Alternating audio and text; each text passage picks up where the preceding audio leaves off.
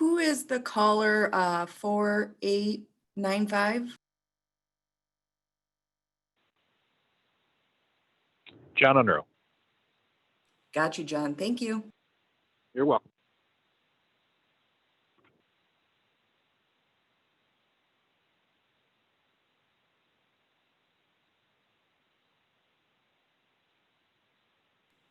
Mayor Barnett, whenever you're ready.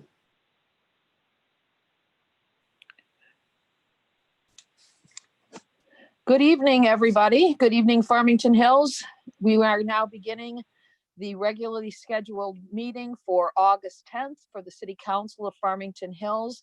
If you are wishing to make a public comment or comment on any agenda item and you're in the audience, please feel free to dial in at 1-312-626-6799. If you're watching on YouTube, please feel free to dial in at 1-313-626-6799 for public question and comment or to comment on a particular item agenda. We will now call the meeting to order and start as we always do with the Pledge of Allegiance. I pledge allegiance to the flag of the United States of America and to the republic for which it stands, one nation under God, indivisible, with liberty and justice for all. We'll now call for a roll call of all attendees. Madam Clerk. Yes, Mayor Barnett Present. and Mayor Pro Tem Knol. Here. Council members Boleware, Here. Bridges. Councilmember Bridges. You do *6 to unmute yourself. Here. Thank you. Here. Councilmember Newlin, Here. Massey, Present. and Steckloff. Present. Thank you. Okay, the first item on the agenda is the approval of the regular session meeting agenda. Are there any additions or subtractions, Madam Clerk? No, there are not. Okay, then I'll need a motion to approve the agenda as published. Madam Mayor. You can go, Ken. Oh, go ahead. I've done it before. I did it last time, I think. So go ahead. Madam Mayor, this is Councilwoman Samantha Steckloff. I move to approve the agenda as published. Second. It's been moved by Councilwoman Steckloff and approved by Dr. Massey. Is there any discussion? Hearing none, this is a roll call vote. Council members Newlin, Yes. Boleware, Yes. Steckloff, Yes. Massey, Yes. Bridges, Yes. Knol, Yes. and Mayor Barnett. Yes. Thank you. And now we move on to correspondence. Does anybody have any correspondence to report that we all didn't already receive? Yes, I do. Okay, go ahead, Yeah. Jackie. At 29944 Minglewood Lane. And for the past year, she's been working with the city manager and his staff regarding a property that abuts her home that's been vacant for about a year. And it's in horrible condition, just in disrepair, disarray, weeds, poison ivy that's creeping from that particular home to her home. And I went out to look at it and it was true.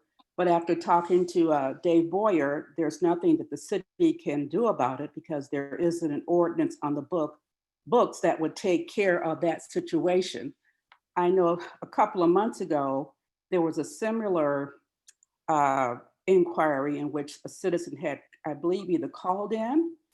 And he had just recently moved from Oak Park to Farmington Hills, and there was a home next to his that was also blighted.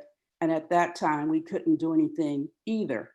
But I do recall, I believe it was Michael Bridges, who asked if we can investigate the possibility of perhaps looking at our ordinances to see if we can do anything to update them the city is, becoming older and more currently exists, does not do anything to help these individuals regarding their blighted properties. And I know if anything has been done since a couple of months ago to look at that situation to see if we need to update our ordinances to move them to the future so that we can handle situations like this one. Yes, that's a really good point. We did have that, the gentleman that called last month, actually, and he happens to live a few blocks away from me, and I did drive by and take a look at it. He didn't have poison ivy though, and I think that would be a noxious weed. But Mr. Boyer, we did talk about investigating the code ordinances in neighboring communities to see what they're doing, especially Oak Park, since it had been mentioned. And we're waiting for a report on that. And I know I discussed that with you last week as an update, and we were looking toward the middle of the month to have something available for council to look at. Where are we with that?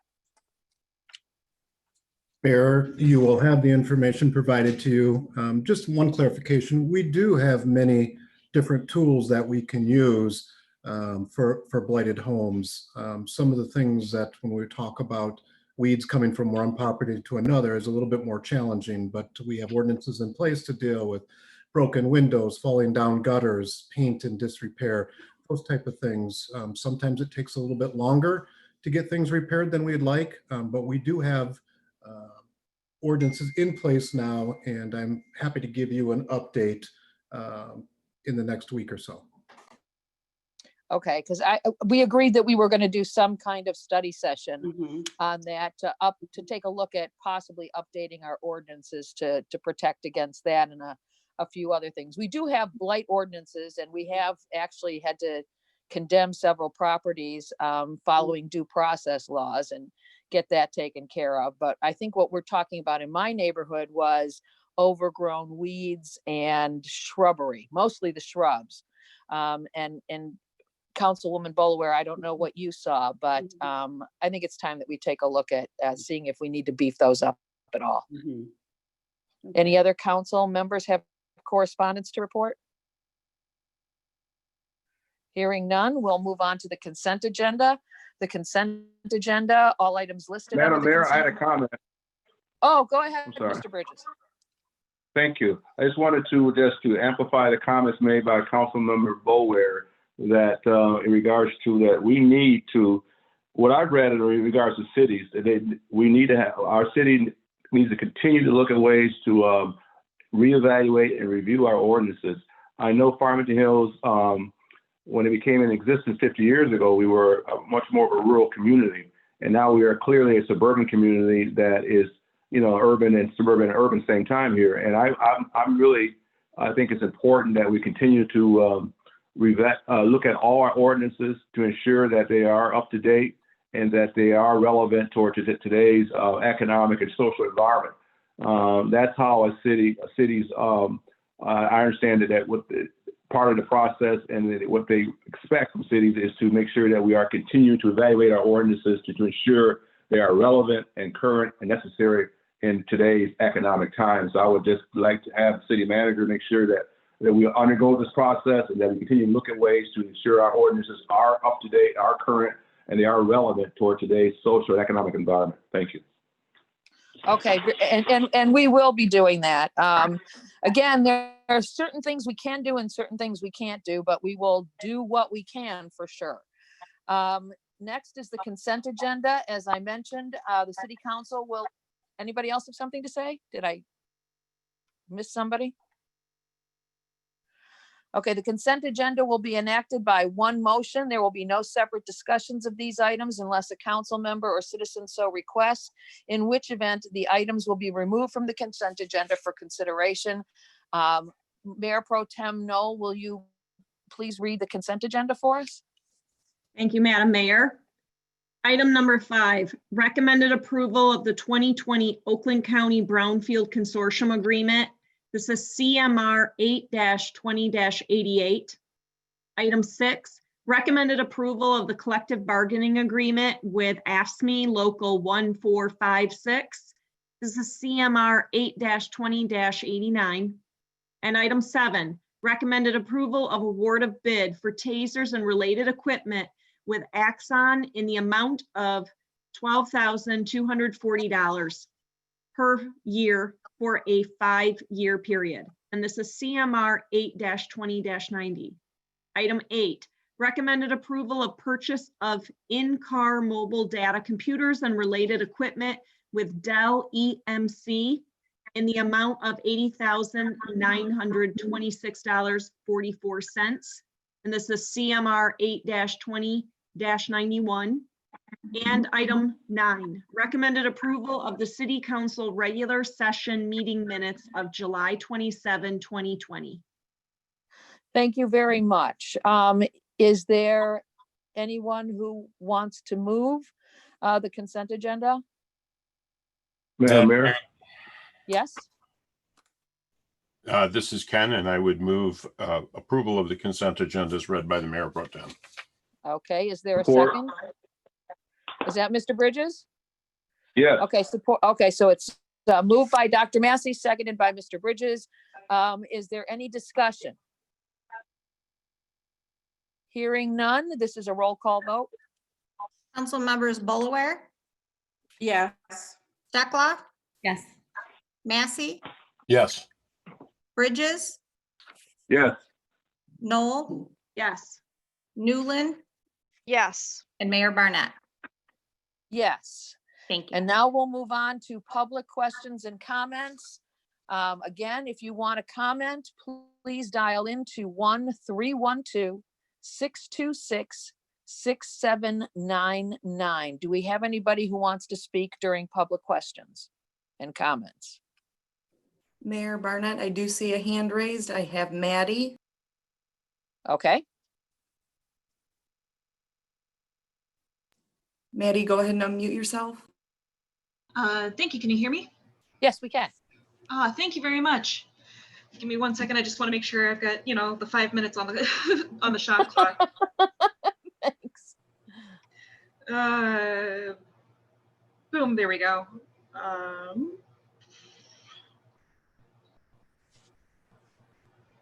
Okay.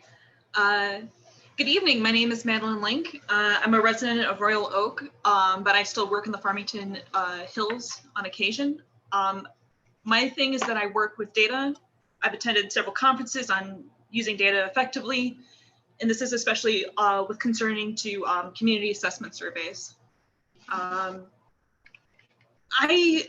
have a concern about the community survey that was sent out from the Farmington Community Library on July 15th to patrons through email and Facebook, and I'm concerned that it has some underlying issues.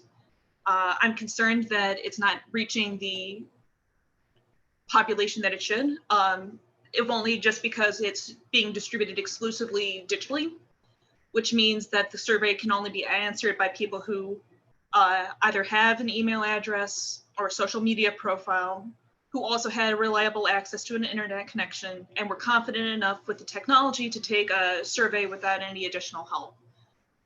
At the time that the survey was released, there was also curbside service, so it could have been done where distributed physically, but it was not. It's also kind of concerning that the amount of time for people to answer the survey was less than a week after it was announced. And despite that it was supposed to be closed on the 21st, the surveys are still active. Getting to questions of just being poorly constructed, there are a couple of instances of double barrel questions, which is questions that ask for a single answer to multiple questions. For example, do you or would you visit the other facility if there was a program or service of interest, which is really two separate things. Do you visit the facility if there's a program or service of interest, or would you? And potentially, since there could be two different answers, your data is distorted or skewed. Same thing with one thing that you value most about the collections, the programs or services, which is answering for one answer to three things that you're inquiring about. There are some very library-specific terminology that might confuse patrons who are unfamiliar with the terms. What do we mean when we're asking about outreach activities? It could be marketing, or it could be, in the library term, going out to the public. What do we mean by a book festival, or what is a book locker? In the resource rating area, there are items listed that you are supposed to rate about how frequently you use, but they're not mutually exclusive. There's a line item for research resources, but a separate one for digital databases and physical materials, and that's ambiguous. Certain things are grouped together, like printing and scanning, which makes sense, but in addition to, because it's the same machine, but there's also lumped in with printing and scanning is a 3D printer, a new technology which really hadn't been used and might, and because the answers are sort of lumped in together, it might seem as if the 3D printer is more important to people than it actually is. I also have concern regarding demographics. There isn't a spot to indicate whether or not how old the respondent is, or their gender or their racial demographics. But oddly enough, there's a spot for saying that I'm a donor or a retiree, these sort of vague things, which might have several overlapping things. It completely excludes teenagers who are more likely to use social media and check their email, who might also respond to this. Without this kind of key information, it's hard to determine whether or not the survey sample that we have is going to be demonstrative of the community of Farmington and Farmington Hills. As a sort of a data professional, I'm not really seeing a professional touch to the survey. I'm really concerned that this is the product of the $12,000 contract with Pepper Consulting, and it doesn't seem quite professional. And my ultimate concern is that these results from the survey will be used as evidence to make long-lasting changes to the library and the services with false confidence. Thank you very much for allowing me to air my concerns to you. I really appreciate your concerns, Maddy. I speaking on behalf of council that we all do. Have you contacted the library board at all? These are issues that I was going to raise at the next meeting. Okay. One of the conflicts we have, and this is for anybody who's listening right now, is while we appoint members to the library board, the Farmington Community Library Board is a separate entity.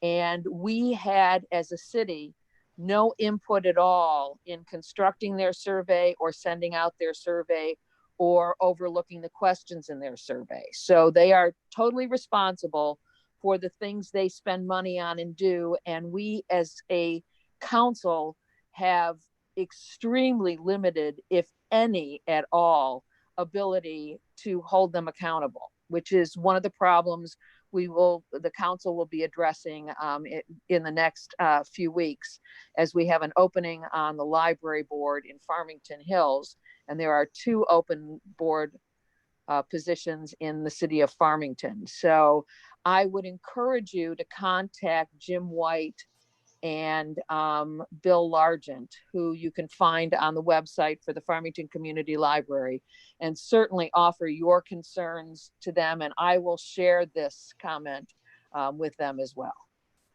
Thank you very much for hearing me out. No, you bring up some excellent points, and I really appreciate it. Thanks. Are there any other public questions or comments? Yes, Patricia, if you'd like to unmute yourself. Yes, thank you. Can you hear me? Yes. Okay. Good evening. My name is Patricia Ballard. I'm a resident of Sylvan Lake, and I work as a sub in the adult department at the Farmington Community Library. I previously was a librarian in the children's department at the Farmington Hills branch for 8 years. And I've worked as a librarian for 20 years and for a publisher prior to my library career. I would like to directly counter some of Dr. Massey's comments he made after public comment during the last council meeting on July 27th, 2020. Dr. Massey said that library staff needs to green up and essentially get with the times that libraries are on the downslide due to the digitization of information. I would like to counter that while information has amplified in the digital space, not all the information is correct. And now more than ever in an era of fake news, librarians are of the utmost importance to help others sort through inaccurate and biased information. This is particularly important when learners have limited access to schools, teachers, and professors. Additionally, people come to the library for the materials and stay for the relationships. And while this cannot be quantified, FCL is indeed a jewel of the community because of the staff that work there and the relationships that they foster within the community. It is why members of the public passionately advocate on the library's behalf. As a librarian in the children's department, I was in contact not only with people who enter the building, but business owners, community stakeholders, and educators. The Farmington Community Library has partnered with the city itself to create innovative programs and events to get people not only thinking, but engaged. My colleagues engage in this work every single day. Technology cannot take the place of people in these instances. Librarians are also unafraid of the evolution of the library. In fact, they embrace it. I was the librarian that applied and received large grants of money from the Bosch Corporation to further our digital initiative and outreach so that we were able to purchase and circulate iPads and hotspots to the community. This is not a profession or an organization that is afraid of technology taking their places. Dozens of professional conferences are offered annually where librarians come together to meld minds, discuss the future of an evolving profession, and what we can do to innovate and offer the best services to our patrons. Staff of FCL attends these conferences, bringing back the best idea and implementing them. Successful library ideas originate in the library world. If you haven't noticed, librarians have gone from the meek, shushing wardens of the card catalog to feisty change makers. We expect greatness from ourselves and our administrations, and we are the stewards of the same greatness in our communities. We support our communities when they need us most with resources that are physical, digital, and human. And when we are functioning optimally, with those in positions of power supporting our work, the community flourishes. To be very clear, Dr. Massey, a person being a reader does not make a good trustee. Okay, Patricia, I just want to stop you for 1 second. When you address us, you're addressing the entire council. Oh, And okay. I want to make sure that we're not singling out one council member. Every member of the city council, I can assure you, wants a well-functioning, well-adapted Farmington Community Library that serves all citizens. So Mayor if you Barnett- can if you could keep your comments to the task at hand instead of addressing a single member of council, I would really appreciate it. Oh, okay. I appreciate Thank that you. too. I Thank was you. responding, this was a comment in response to comments that one particular board member. And I'll let Dr. Massey, yeah. Okay, so anyways, I just have a little bit left. A good trustee takes the time to listen to staff, the ones who are entrenched in both the profession and the community, and they value their feedback as opposed to seeing feedback as sabotage to their own personal agenda. Thank you. Thank you so much for your comments. Dr. Massey, would you like to say anything? Oh, I stand by my, sure, I would be happy to, and I stand by my comments. They're obviously being taken a little out of context to try and make a different point.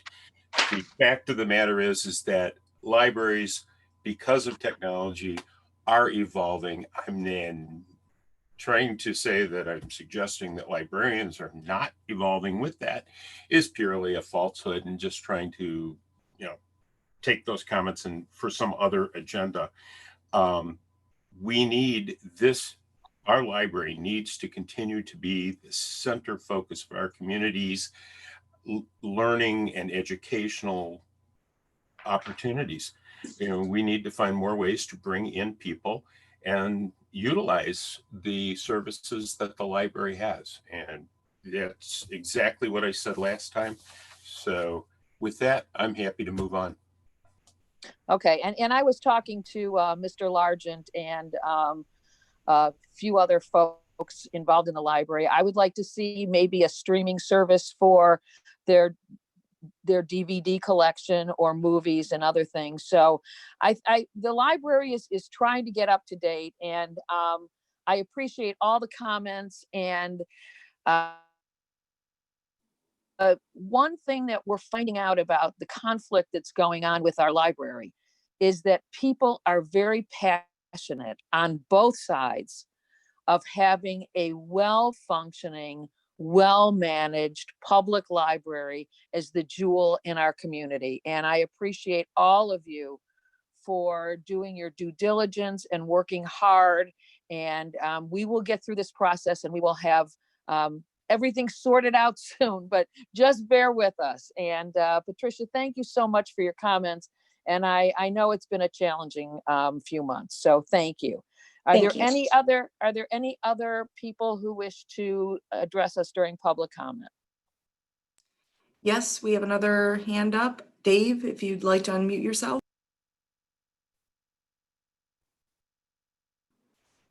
Hello, can you hear me? Yes. Okay. Hello, I'm Michael Sharetta. So bear with me. This is one more library-related public comment. Oh, no. I know. Thank you.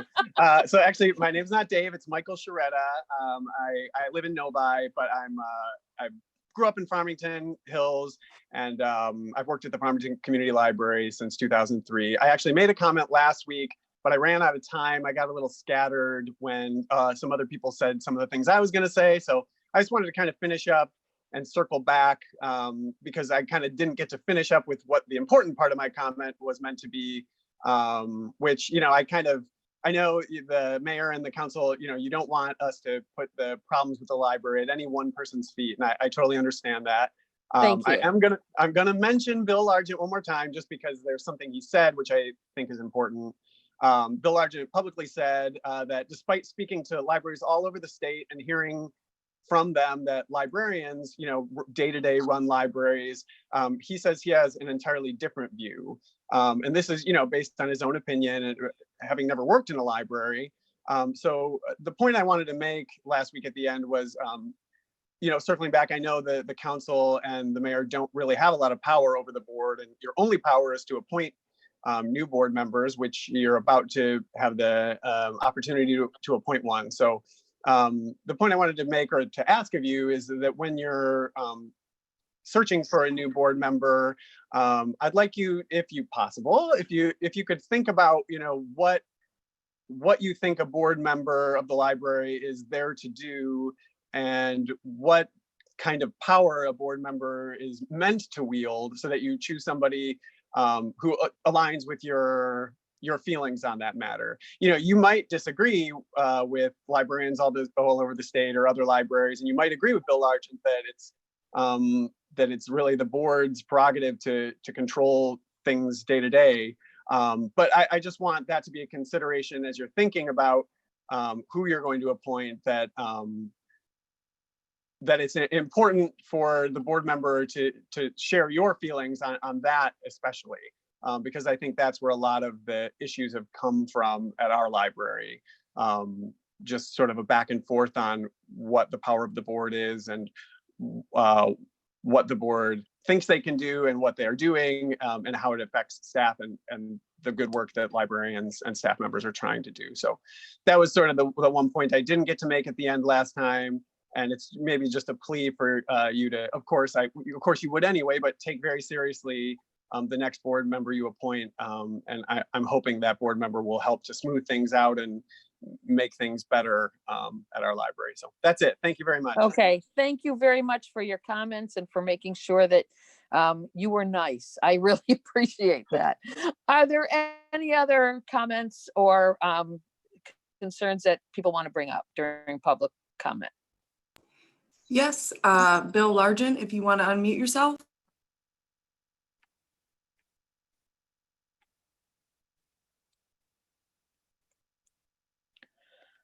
Mr. Largent, are you there?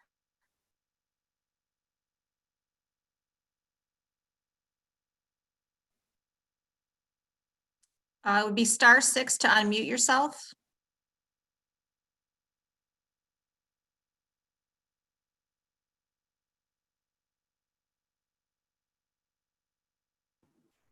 I cannot seem to unmute him.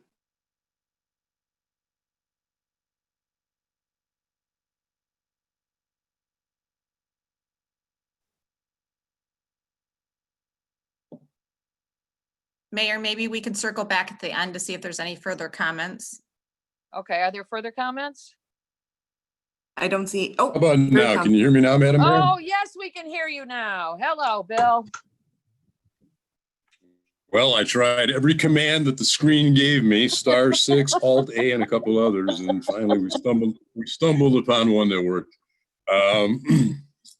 So I did intend to make comment tonight, but not anything specifically was said. But I think we can clear the matter of the last speaker in that the authority to oversee operations of libraries is clearly spelled out in the 1989 District Library Act. So it's not about personalities, it's not about personal agendas, it's about the authority entrusted in us for all aspects of operating the library, and that we do that as a board. I find it interesting that my name keeps coming up when I'm just one vote, and we need 5 to take action. So having made that point, I also wanted to say that in your packets today, I don't know that you've had a chance to review them, but you received a joint communication from the president of the library, Jim White, and from me, the vice president. And it paints a very different picture than I think what you've been hearing for the past couple of meetings. There's a lot of positive activity going on at the library, and I'd add that all of these positive actions have taken place while the director is inundated with calls asking when the library will open, when staff will be called back, why people aren't getting paid if the library has money, and the list goes on and on. These are decisions that are beyond her control. She's been harassed and verbally assaulted by a few staff members during team meetings. She's had terrible and vicious allegations written about her during board meetings in the chat section of Zoom. She has handled a dozen FOIA requests, I believe a dozen, maybe more, from staff. She's in countless meetings with committees, which often includes lawyers. She then has follow-up meetings. She has vendor meetings. Staff and board members are on the phone with her. And I know that she works Saturdays and Sundays. So all of this has been done. All of these great things have been accomplished in this environment. And if the people that are criticizing the director and the board could just take a moment to actually see what's being done to make the library stronger and better utilized, because that's the fundamental issue. That's basically where our differences of opinion started. Cost continue. I've been on the board now 27 months. Costs have gone up every month. Utilization has gone down. That would seem to indicate that we need to review operations, our mission statement, our way of doing business, and make some adjustments. And that's what this board is doing. And if the staff, that are people that are criticizing, and I use the word staff, and that's a wrong word, because I know that there's a lot of people who work at the library, that love their jobs, but there are some people who put their own interest ahead of the library. And if they could just take a moment to step back and see the positives that are taking place, they'd realize that in the long run, this should increase utilization, assure that our bond is going to get passed in 2024, and create more employment opportunity. So I didn't intend to say any of that. What I really intended to say is that when the council undertakes the vote to fill the open seat for the trustee, that Joy Montgomery was a significant part of all the strategic and tactical actions that have taken place this past 2 years. As the former vice president and by extension, the chair of the personnel committee, she's well-versed on staffing as well as associated legal issues. She has had and will continue to have a close working relationship with the director, and she is universally admired by fellow board members for her tireless work on the library and her ability to work with all stakeholders. So in short, casting your vote for Joy Montgomery creates a unified board and continues the positive momentum that's been built since the arrival of Director Grover. I yield my time, Madam Mayor, and thank you. Thank you, Bill. What you didn't say is all the positive things that 80% of the staff will be called back to work, that there have been some major repairs done, and there's a capital improvement budget to fix the remaining concerns of facility upkeep. and that you're expanding some technological services. So I did want to point that out. And I know that change is difficult for everybody. And Lord knows this council has been inundated with comments and concerns and questions and from all sides. And we are listening to everyone who does call, and we will take all of your comments into consideration tonight. Okay, is there anybody else who would like to address us during public questions and comments? Mayor Barnett, I don't see any other hands up. Okay, good, thank you. To people who are concerned about the library, keep yourselves updated, and we will be continuing to look at filling that spot. Ken, did you want to say something? No? Okay. The next item on the agenda is the council members' comments and announcements. This is Jackie. Hi, Jackie. Yes. I'm going to recall my conversations from last week about the ability to have video conferences on our city council meetings. I know that there are individuals there who... You're breaking up. I can't hear. We're hacked, that there's a hacked, and images that are not suitable for children will appear, on our video page. Although it appeared on our audio page last year. I'm sorry, not last year, our last meeting session. And it's my belief that, as a new council member, not so new now, but I am relatively new and still trying to get my bearing, that I would like to have more transparency in our meetings. And I think the video portion would do that. I know I did an informal survey with West Bloomfield, Livonia, our own Farmington area, our own community school, and they're all showing the video portion. I know I asked that if we could do an informal survey to see what other city council members are doing. I also know that the large universities, they're having the video portion with their Zoom meetings. And I think that's something that we really need to look at. This is our 5th month now. I'd be in this position for some time now. And I think for those, there are individuals who do well listening, but other individuals who may have hearing loss or whatever do better when they can see someone's mouth and perhaps moving or get some inflections or nuances that you really don't see or can't determine from audio. And even in when we publish our agenda weekly for our meetings, our city council meetings, we do tell individuals if they wish to view the meeting that they could go on the cable TV or turn into YouTube. But what they're going to see is not an actual video portion, but just the audio portion. So I'd like to know exactly how we came to this point, and if there can be any consideration for adding a video portion.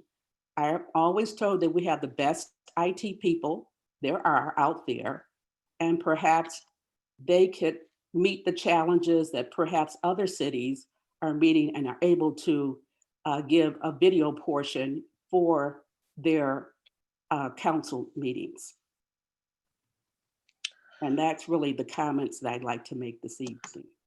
Okay. Does anybody want to make any comments in response to that or other comments? Yeah, this is Michael Bridges. Okay, Mike. Thank you. I wanted to just say, I just wanted to echo the comments made by Councilmember Boleware in regards to, first, I'd like to learn about who made the decision to only have audio only first. Secondly, let's move toward a much more open process with our council meetings. Again, Livonia, as I understand, has audio and video as well. Southfield has audio, but with presentation of material to the public. West Bloomfield, audio and video. And So I like Farmington as well, and has audio and video. So I would like for the council to maybe have some discussion about moving toward a much more transparent meeting, which with audio and video. If we have to relocate this to the Costic Center, that's fine with me, or to spread out within the council chambers. I think we need to do that.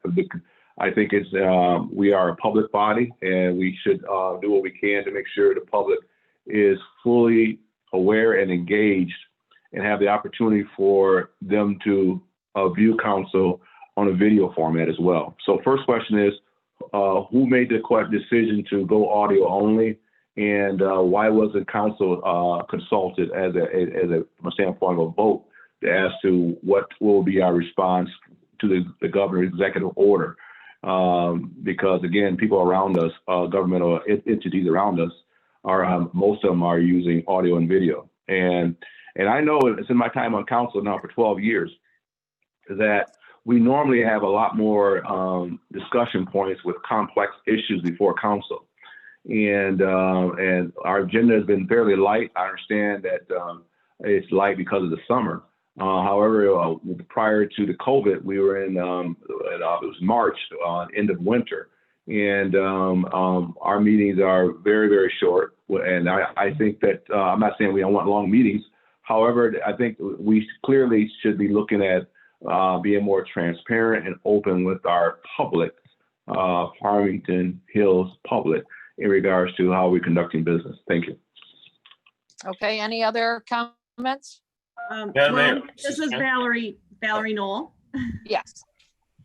And I mentioned this last time. I was the one who had the concerns because we were Zoom bombed, and there was a pornographic image that went across the screen last week. Not everyone saw it, but I certainly did, and some others may have.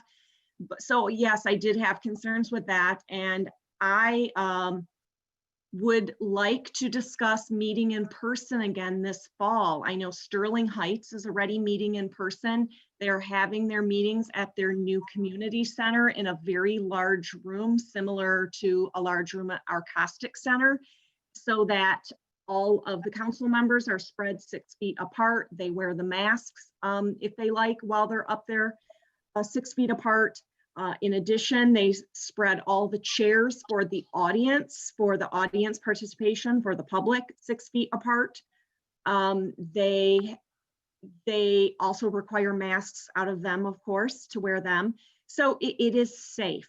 And they even have hand sanitizer up at the microphone. So if anyone does want to come up during public comment to make a comment, they can put hand sanitizer on and disinfect the microphone before someone else comes in. So there are ways to do this safely.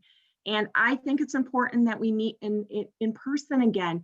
It's even with video on Zoom, it is just very hard to have study sessions and actually have candid conversations, of course, and also invite in the public. We have a lot of topics that we said we were going to discuss we talked about getting them on the agenda in January, February, and March. We talked about the deer. We talked about marijuana. We've talked about now the ordinances and our code enforcement and so forth. There's a lot of issues we keep saying we're going to discuss. It's very hard to just simply have staff can do the research, but this isn't staff. Ultimately, this comes down to the council to have discussions. We review what the staff, their research, but we're policymakers. We need to have in-person conversations in order to determine the policy.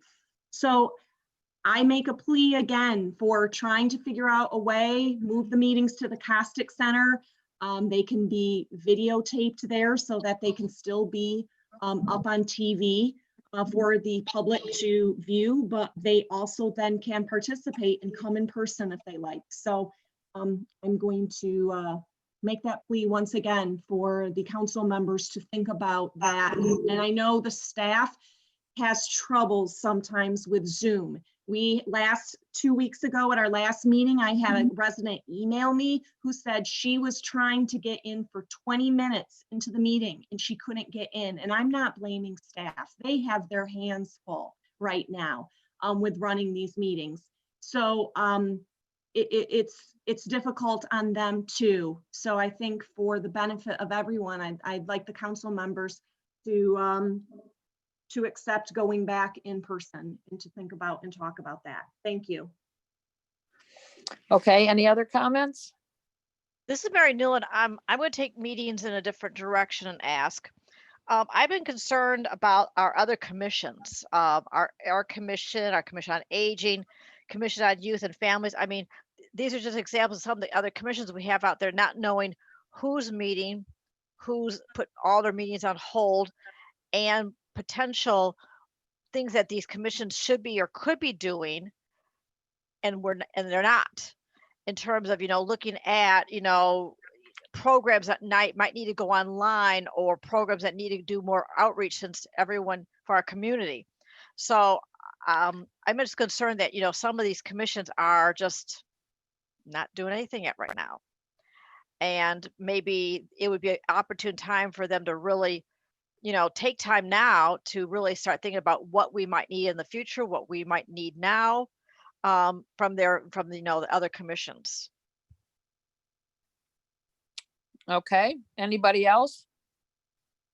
Mayor, I have a comment. I was going to go back from a discussion from last week, so this doesn't have to do with the meeting schedule. I wanted to speak about real quick the idea of moving to an elected body for the library board. I just wanted to voice my concerns with that. I personally am having trouble moving in this direction because, as we've seen on our board and commissions, the people who choose to serve do it out of love. And when you move to any type of elected body, no matter how hard you try not to, it becomes political. And the people we have that have been doing such a phenomenal work, not just on our library board, but in all of our commissions, I mean, now you're asking something of them that majority of people would never want to do, and that's run for office. And I just want to put that out there. I know we're at a crossroads at this moment, and I know there's not much we as a governing body can do, but I just want people to think about that aspect. We've been looking at boards and commissions, and I understand we're at a crossroads right now. But in the past, we haven't really been here before. And so I just want everyone to think about this. I know this isn't on the agenda. I don't think it's going to be on the agenda anytime soon, but those are my concerns. I don't want to politicize a library. Okay. Thank you for your comments on that. Anybody else? Madam Mayor, it's Ken. Yes. How are you tonight? I'm fine. How are you? I'm doing well. I do have a few comments. Okay. Yeah, and I think you picked up. I was going to jump in on, I was waiting for council members' comments. First and foremost, and I haven't heard it out there yet, would like to congratulate Councilwoman Steckloff on her win in the primary election. So that should not go unnoticed. So congratulations. Oh, thank you, Dr. Massey. Really thank you.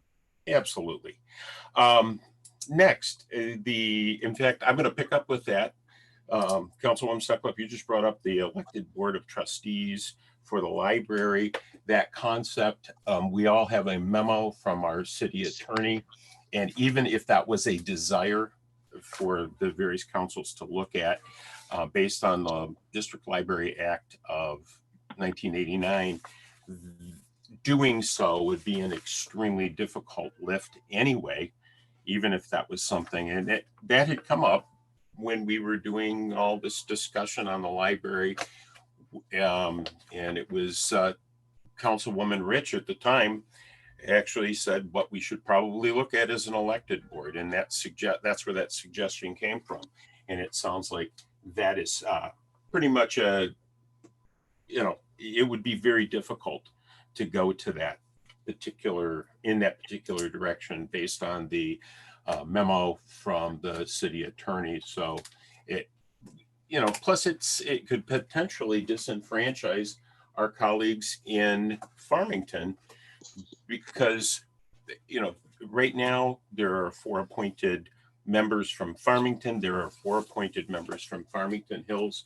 And you never know what happens in an election. We could just suddenly see a transition that it's all the Hills or all Farmington. And I would hate to see that somehow separating the two cities. So anyway, on that particular issue, as far as a Zoom meeting,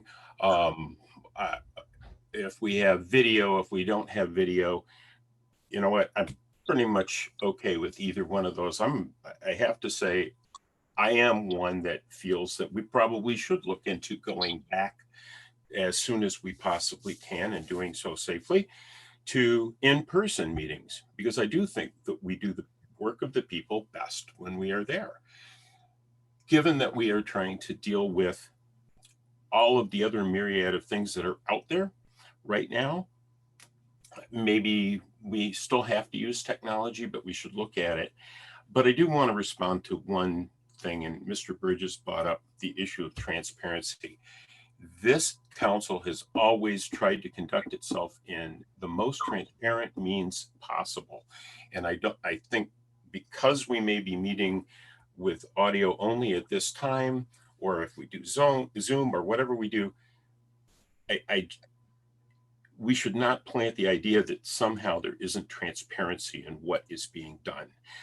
I have been on council now for a number of years, and we take it very seriously, and we try to be as transparent as we can with our folks out there. So I just, whatever our technology happens to be, or whatever our meeting style is, I don't want anybody to think that we're not being open in how we work. And finally, we've heard a lot of comments at our last meeting and at this meeting about the Farmington Community Library, with certain people being named and so forth. And obviously there are people that have different motivations for why they want to call in and talk about that. I read with great interest before our meeting this this note from President White that articulates some of the things that have been going on. And I have to say, I'm very impressed with all of the transitions that have been happening previously. And it's pretty evident from this that the library board and the new library director are focused on trying to make improvements so that we have the library of today and tomorrow, and we can adapt and move things.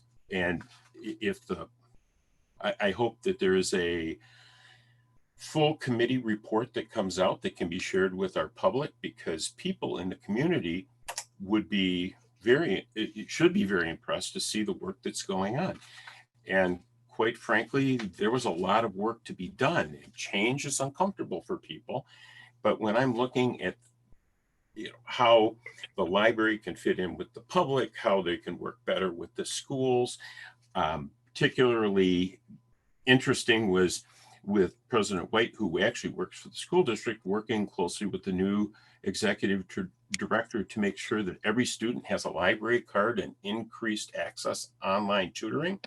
I mean, those kinds of things are exactly what I would hope that the library continues to do. So I was real impressed with that. And I want to thank the Board of Trustees.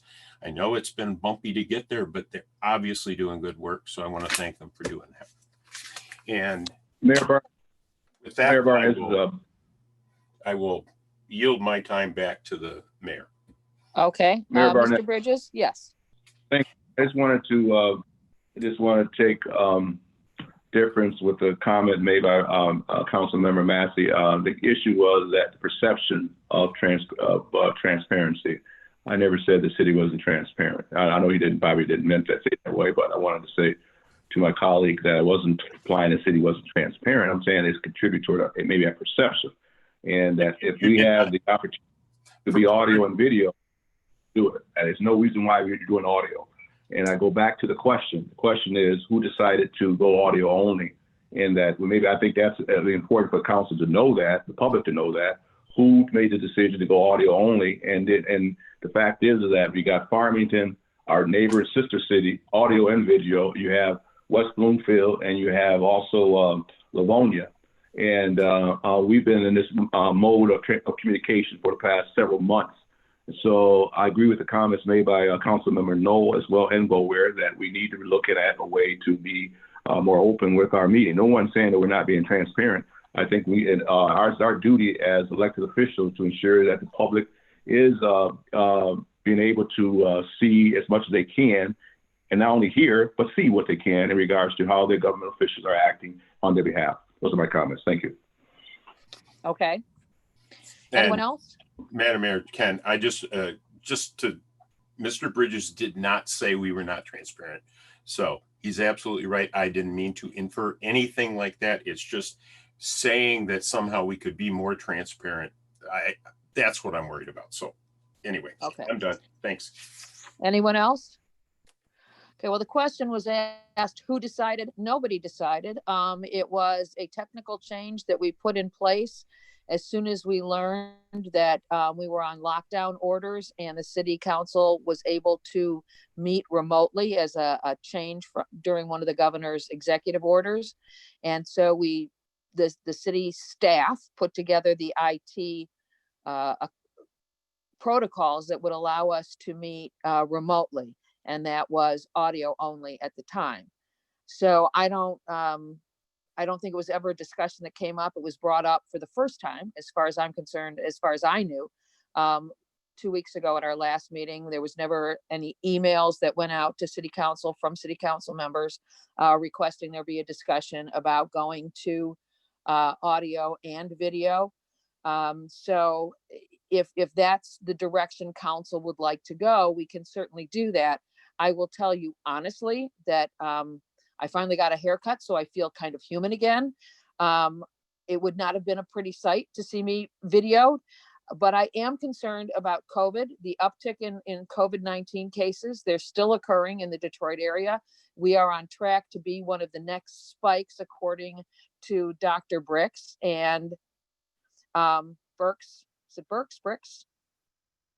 Help me out, somebody. Anyway. Dr. Yes.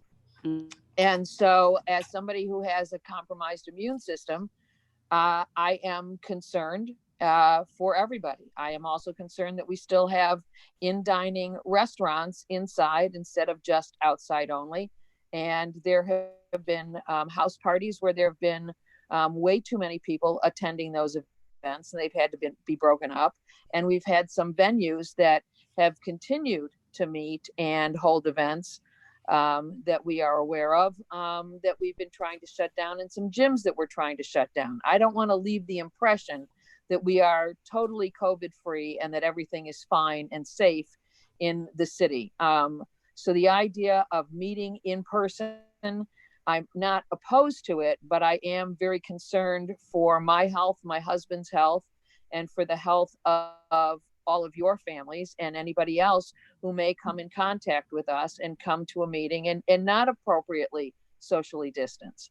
So I'd like to have some study sessions, and I know it's a little more difficult to do this way, but maybe we could do a study session to try out the video program to see if it works, and that way we can have face-to-face discussions over Zoom, but we would still be remotely, and we could see how that kind of meeting setup works. And that's just where I stand on it. I have been major leaguing social distancing. For all of you who know me, the idea of actually going out of the house has, maybe I like it too much. I don't know. No, I don't. But I want people to know that this is not a disease that we can take lightly. It is a deadly disease, and it does affect children just as much as it affects adults. And the consequences to people with compromised immune systems or diabetes or other or heart conditions Mayor Barnett, are very deadly and drastic. Okay, Jackie? Yes, Mayor Barnett, I support you on that, but I want to let you know that people like you for your mind, so that's what's important here. Oh, thank you. But, as a person who has lost, 2 sisters and a sister-in-law, I'm really hesitant at this time to do any, in-face or, in-face meetings. But I think we need to investigate the possibility of looking at, audio and video and see how that works. I think that would satisfy a lot of inquiries that I received from individuals who asked me that question, and I really couldn't answer it. And so I've gotten some really good feedback from all the council members. They all had some valid points. But I think at this point, after 5 months, we should take a serious look at adding the video component to these meetings. Well, maybe we could try that with a special study session meeting and see how that goes. And again, I just wanted to point out that nobody made this decision consciously or unconsciously. We shifted to it, and the audio portion was the easiest way and the safest way and the most secure way to reach out to the public. I also want to let people know that we do have a standing list of people who receive the council packets through the clerk's office. And if anybody would like to be on that council packet list, all you have to do is send an email to Pam Smith at farmingtonhills.gov and fhgov.com, and we can get that taken care of. So through the website, you can go to our clerk's office and email them to get on the list to receive council packets, and they will be sent to you electronically. Unfortunately, that's the easiest way to do it, and it's no cost that way. So we would prefer to do it electronically than trying to send things through mail in hard copy. And that brings us to the city manager update.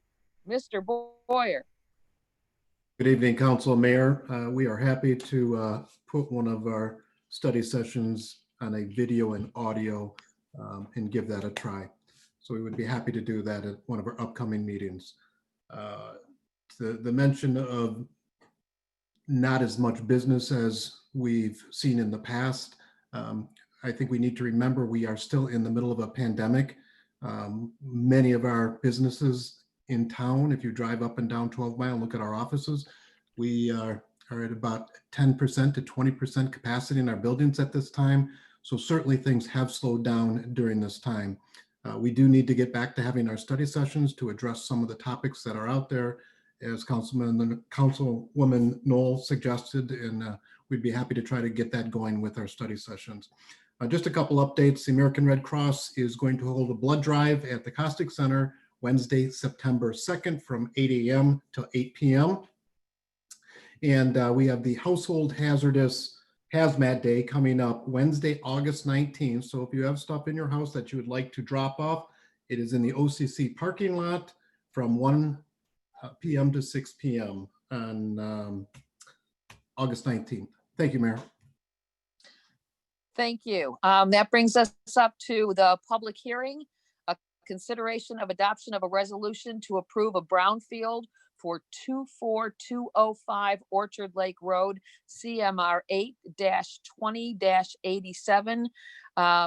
Do we have our economic development director standing by, or Mr. Boyer, are you going to present this? We will have Samantha. She just unmuted and she will go through this plan with you.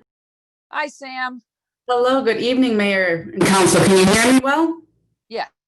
Perfect. This evening, we have consideration of a brownfield plan with tax increment financing for the redevelopment of 24205 Orchard Lake Road, which is at the corner of 10 Mile and Orchard Lake. Two parcels were combined for a redevelopment that includes a new gas station with a retail restaurant component with a drive-through Tim Hortons. If you recall, the site has sat vacant for approximately 7 years. The developer is planning to invest $1.27 million, create 15 construction jobs, as well as 12 permanent jobs. The tax increment financing is being requested to remediate environmental concerns in the site, which have been caused to its vacancy over these last years due to leaking underground storage tanks. The amount of tax increment financing being requested is not to exceed $262,418 for an approximate payback period of 27 years.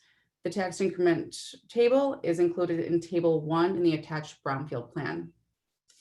The developer is also requesting a 90-day look-back period to prevent further delays due to COVID. This look back period, as well as the Brownfield Plan draft, was supported by the Brownfield Redevelopment Authority on June 30th of this year. All taxing jurisdictions that are impacted, as well as the public, were notified on July 30th of this year. And this evening we have Ryan Higuchi, as well as Nick Leader from PM Environmental on the line to answer any questions, as well as the developer of the site, Mr. Jay Hamoud. If there are any questions, we are here to answer them. Okay. Does anybody have any questions? Seeing none, I will officially open the public hearing portion of this meeting.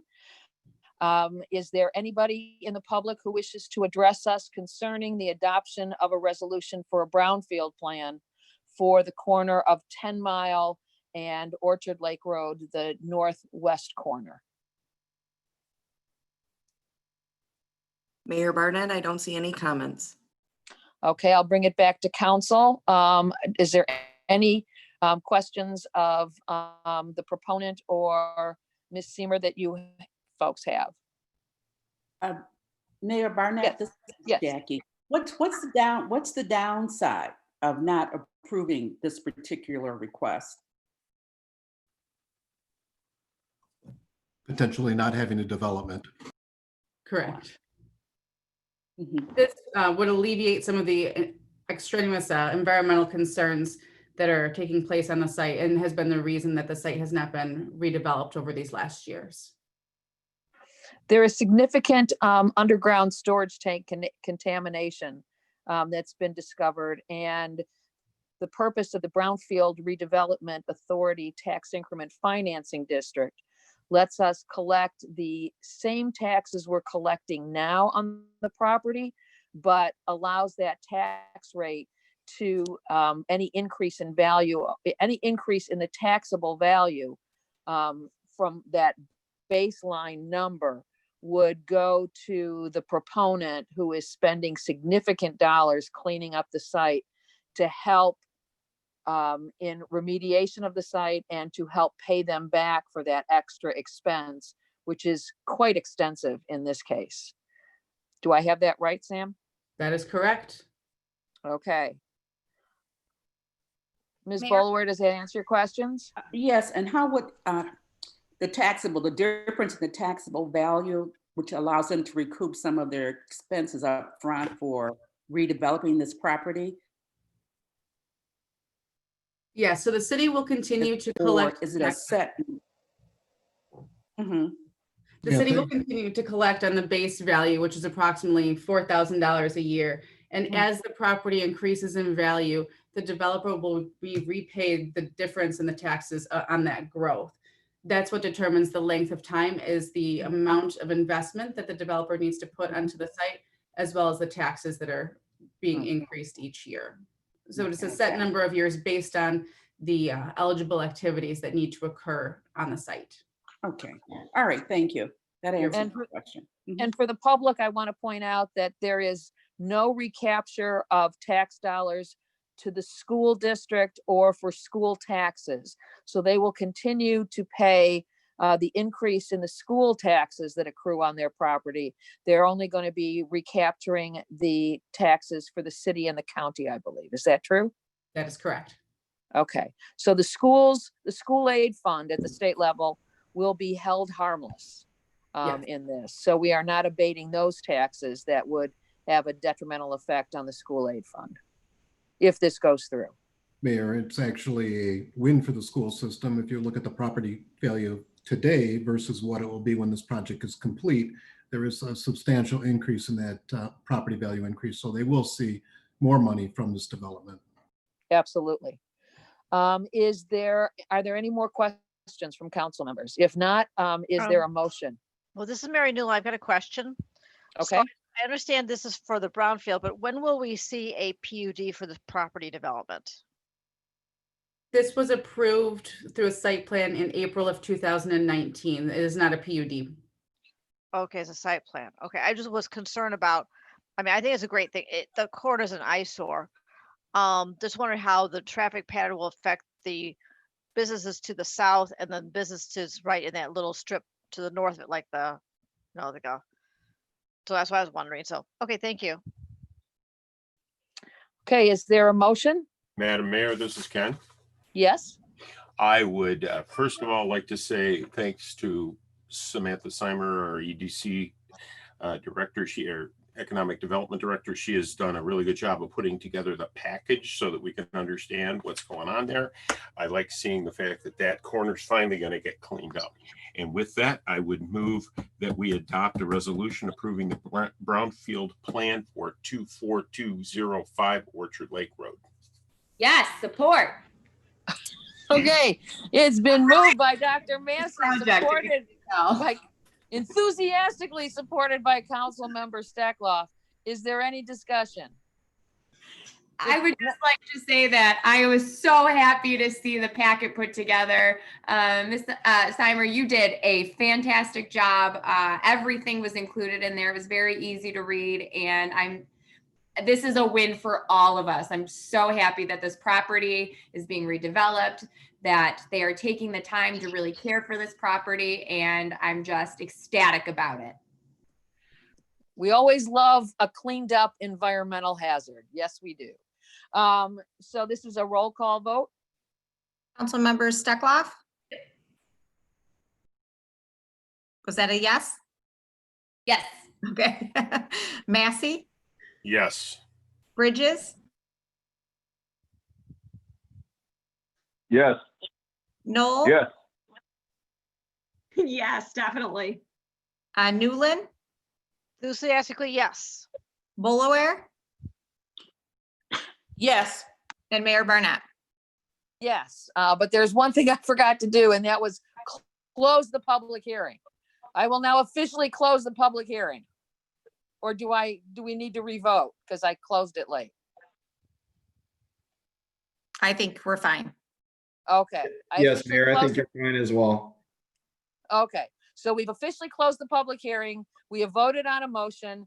It has passed unanimously, and we can now move on to new business. So item number, and Samantha, thank you so much for the hard work that you put into putting this together, and whatever you negotiated to make sure that they didn't take the school aid taxes. That remarkable job. It's a win-win for everybody.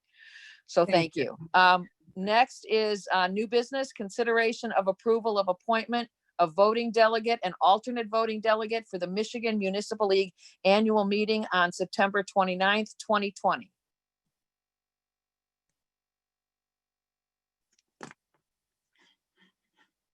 Got very quiet over there. Mayor, just Mayor Barnett. members, this is a virtual conference, and you don't have to travel for this one, but we do need the delegates. Mayor Barnett? Yes. I would move to be a delegate to that conference. Okay, we need a delegate and an alternate. I'll be a delegate. Okay, Mr. Bridges, you want to be the delegate? Yes. Is there anybody who would like to be the alternate? I'll volunteer to be the alternate. Okay, that's fine. As former president of the Michigan Municipal League, I am automatically an attendee at these meetings. Is there a motion to approve Mr. Bridges as the delegate and Ms. Newell as the alternate delegate for the virtual meeting of the Michigan Municipal League Conference? This is Councilmember Knol. I will make a motion to appoint Councilmember Michael Bridges as the voting delegate and Councilmember Mary Newlin as the alternate voting delegate. Oh, yeah. For the Municipal League. Okay, is there a second? This is Jackie, I second. Okay, is there any discussion? Hearing none, this is a roll call vote. Council members Massey? Yes. Bridges? Yes. Knol?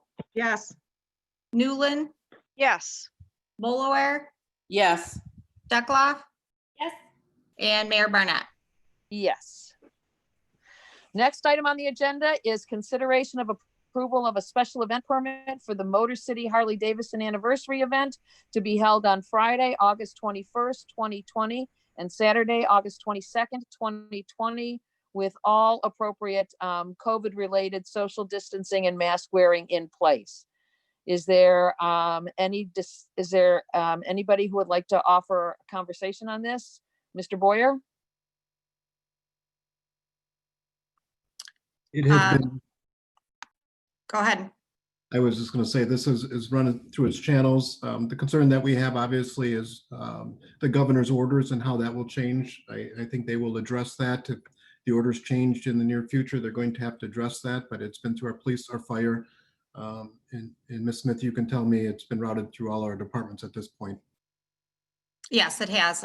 Just been routed through our departments. This has been held in the past several years. And I know there were a few changes, but Chief King has been involved and Chief Unruh. They work closely with Harley Davidson. And I know the concerns about the PPE and following the executive order were addressed with them directly. Okay. This is Jackie. Yes. Yes. I'd like to know how many people are we speaking of to attend this anniversary event? This outdoors, indoors, over the 2-day period? Exactly, is there food or what's the layout for this anniversary celebration? You know, I'm real concerned because we are in a COVID environment. And I know for us, we've canceled all of our outside activities, festivals for this year. So I'm wondering, I know you said this has gone through all the appropriate channels, but I'd like to have a little bit more specifics on it about the number of individuals that may be involved, whether they have committed to wearing a face mask. Is it possible to practice social distancing in that particular environment? Those are the questions that I have and need to have answered. Yes, and those have been addressed with the owners of Harley Davidson, and they have assured our departments that they are able to do that. Part of the stipulations where it's on-site outdoor participants will be limited to no more than the 100 attendees per the executive order. While they did indicate that there could be up to 1,000 people over the 2-year period, after discussing that with the departments, I don't think it has ever quite been at that level, and they certainly expected less for this year. But they do know that they are to follow those requirements, and they do have the police on site. So there will be our staffing on site because they have asked for that specifically. There is food, there is live music, and it is mostly outdoor. Yeah. Yeah, I'm looking at this is the mayor, I'm looking at a schematic of the outside flow of traffic that appears on page 72 of the council packet documents that not everybody may have up on their screen right now. And so the food trucks, the band and the bar are all located outside with 50 feet of fencing, temporary fencing around the bar, and the traffic flow listed. So I think that since most of this is going to be held outside, I hope it doesn't rain. It looks okay. Mayor Barnett. Oh, go ahead. Mayor Yes, Barnett, Mr. Chief Jobber. Justice here. I just wanted to add that in terms of issuing this permit, regardless of a permit or no permit, an activity like this will be required to comply with all applicable state laws. And the governor has adopted emergency orders, which are given the effect of state law right in the orders themselves, and has punishment provisions for violations. So those state laws will have to be complied with. The executive orders will have to be complied with. I just thought I'd inform council of that as well, regardless of whether we include it in a motion or not, they have to comply. Well, this is Jackie. Here's my concern. I know that there have been instances in here in which people have not been following the executive orders, and it seems like we have not been able to enforce certain provisions. Like, for example, we've gotten complaints from the Farmington Manor that they were holding events inside that particular building. There were complaints received from the citizens who lived around that particular event space. And we did go out there and we did talk with them, but they still refused to comply. And I understand that we took the information and sent it on to the Oakland County Health Department. Now, in the case of the Harley Davidson, if there are enforcement that they're not complying with the governor's regulation, then what type of enforcement can we make for, can we exert on them? Because do we have that authority to enforce that with any provision in our own law? Because I know in the past, we have not been able to do that with some of the other executive orders. Madam Mayor, this is Ken. Mm-hmm. Yes. And while I'm sensitive to Councilwoman Boleware's comments, in the summary and the request, it states, number one is that they're going to follow all the safety protocols. This is not a business that is hosting an event or anything else. They're actually coming to us for permission, and they're stating right up front that they are going to follow all the orders. They're going to comply with all the executive orders. Our police department will be on site because they're there as security for the event. The protocol and the layout of the diagram and layout of the event is all outside. I am very comfortable that they're cognizant of what we're expecting. They're cognizant of what the state is expecting, and they know that they're going to have the police department on site. So with that, I'm ready to make a motion. Mayor Barnett, Mayor Barnett, this is Councilmember Knol. I just want to add, a few weeks ago, we approved an event at Nardin Park. They had a bunch of food trucks there, and we did not scrutinize that. We assumed that they know what the executive orders are, they know what the law is, and it's their responsibility to follow it. And if they don't, then there's a mechanism, an enforcement mechanism, which is to report them to the Oakland County Health Department. But Harley Davidson is a responsible business in the community, and I'm not going to discriminate against them because they sell motorcycles and assume that people that ride motorcycles are going to automatically disobey the law, as opposed to allowing the food trucks at Nardin Park. I think we should treat all the businesses equally, and they meet all our criteria. It's all outside. They have a huge facility. They're way bigger than the Nardin Park is. And I also think we should go ahead and support this and hope they have a successful event. And if there are violations, then there's an enforcement mechanism in place to deal with it. But I'm not going to assume in advance that they're not going to comply with it. Okay. Dr. Massey, do you want to make your motion? Yes, and I would move that we approve the special event permit for the Motor City Harley Davidson anniversary event to be held on Friday, August 21, 2020, and Saturday, August 22, 2020. Support. Okay, it's been moved by Dr. Massey, seconded by Mayor Pro Tem Knol. Is there any discussion?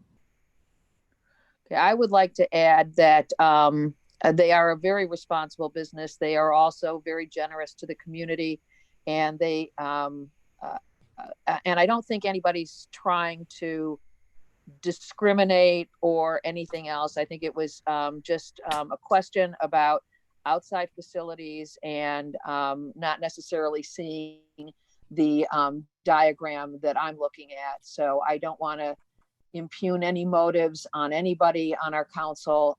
We all have the same concern that our residents are safe and that our businesses abide by the law and operate safely. And most of them do, with very minor exceptions, but unfortunately those exceptions have been reaching our desks lately. So with that, this calls for a roll call vote. And Ms. Smith, could you call the roll? Councilmember Bridges?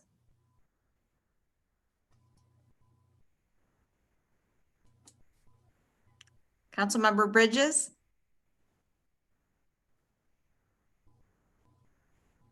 Okay, I'll circle back. Councilmember Knol? Yes. Newlin? Yes. Boleware? Yes. Steckloff? Yes. Massey? Yes. Councilmember Bridges? Yes. And Mayor Barnett. Yes. Thank you.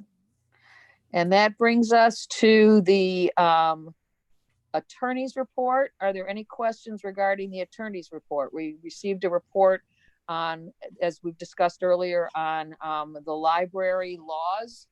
And another comment, is there anybody who has a question about the report? Hearing none, that means we are now at the end of our agenda. Is there a motion to adjourn? So moved. Moved by Dr. Massey, supported by who? Knol. Supported by Ms. Knol. This is a roll call vote. I assume people don't want to discuss this. So there will be no debate. We will move on to the roll call vote.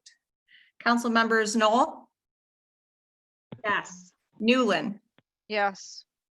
Boleware, Yes. Steckloff, Massey, Yes. Bridges, Yes. and Mayor Barnett.